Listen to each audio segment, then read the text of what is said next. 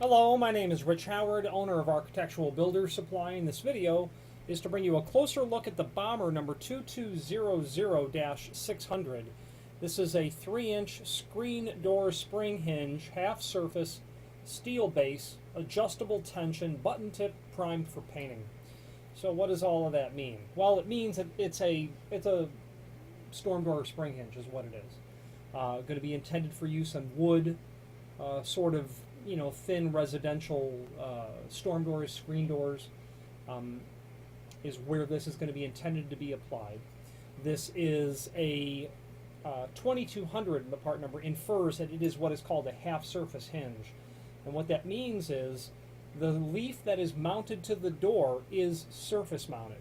So this is the leaf that's mounted to the door versus it being like half mortise. The verb in the description relates to the door, so it's half surface. That means the door leaf is surface mounted, or half mortise. It'd be the door leaf is mortised, and it's understood that the other leaf is the opposite mount, is what that is. So this is a half surface. That means that the leaf will be attached to the face of the door, and what you're looking at, my hand back here would be the door, and it would swing out this way. This is the jam leaf, and that's typically mortise, but it's also typically surface mounted. It's not a very thick leaf, maybe 80 thousandths, so that could probably be surface mounted depending on your application. The 600 in the part number means two things. It means that it is steel based and prime coat finish. This would be intended to be finish painted after installation.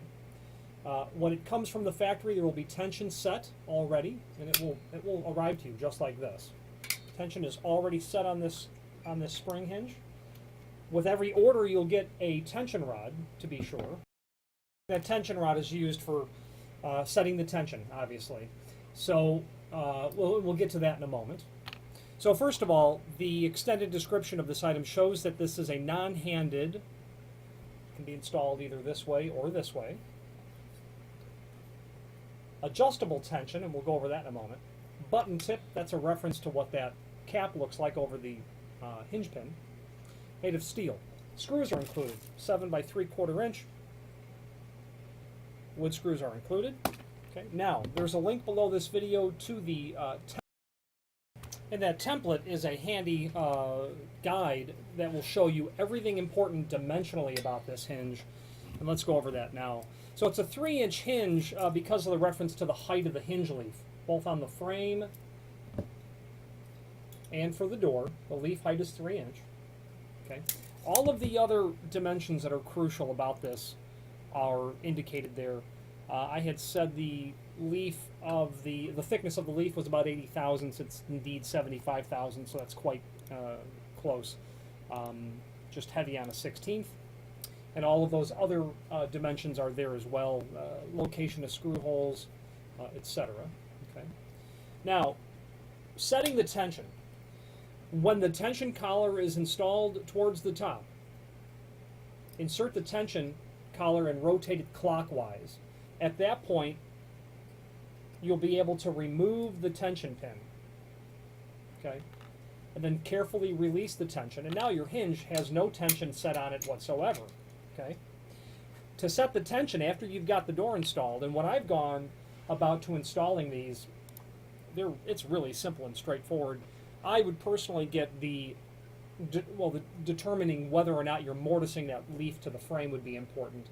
If I was going to mortise them, or even if I was going to surface mount them, I'd probably get the hinges installed after I've determined exactly the inside of the door into the frame so that I get it placed properly. Okay? So where exactly you're going to install this in the frame is going to be related to where this is mounting to the door. So you'll have to do a determination in terms of where all of that is going to exactly lay out. You might get the door into the opening, shimmed properly.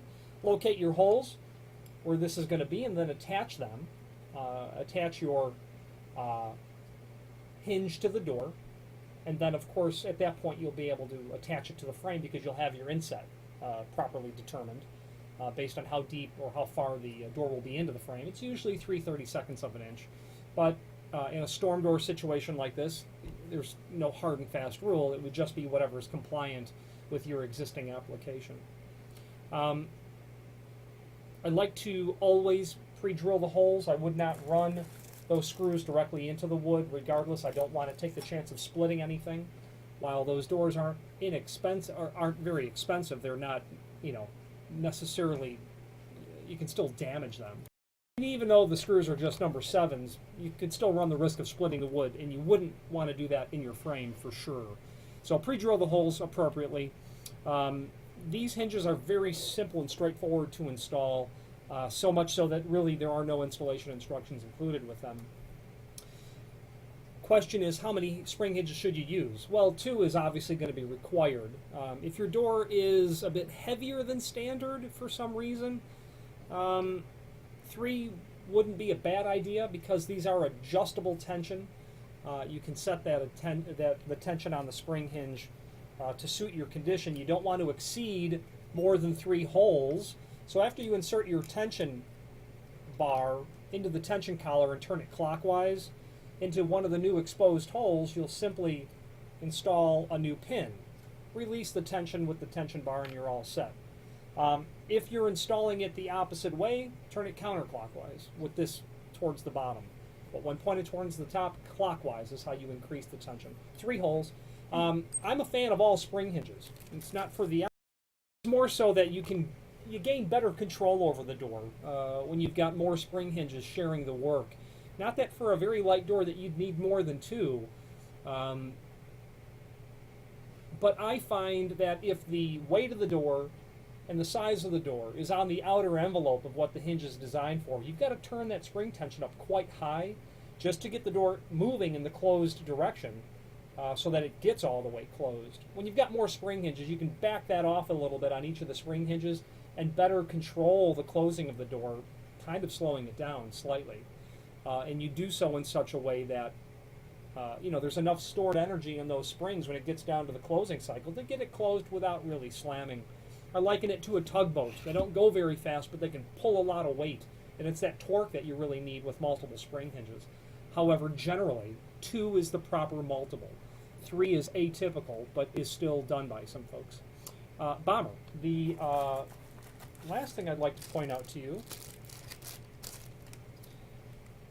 is their logo. And right above it, it says Made in USA, a fact that Bommer is quite proud of, as am I to represent them. They are a comprehensive manufacturer of all things spring hinge related. Their name is really synonymous with spring hinges, especially their 3029 series double acting spring hinges. But not only that, they've got commercial hinges, architectural hinges, electrified, stainless, bronze, wide throw, swing clear, the whole 9 yards. Any questions on the 2200-600, which is available in all of the common finishes, or brass, bronze, chrome, satin polished, black, Japan, zinc, prime coat obviously, or any other Bommer product, please feel free to reach out to us.